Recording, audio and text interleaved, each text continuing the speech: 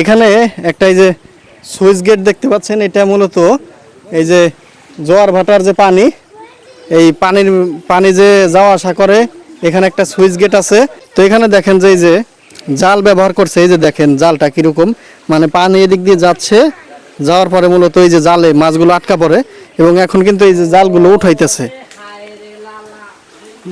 এই যে এদিকে আসেন, মানে দেখাচ্ছি এখানে এই যে জাল থেকে আর কি উঠাইছে, অনেক জঙ্গল এখানে আর কি।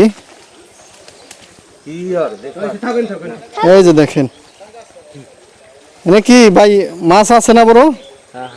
মাছ আছে, বাঁচতে হইবে না? দেখেন কি পরিমাণ জঙ্গল, একটু দেখান এদিকে।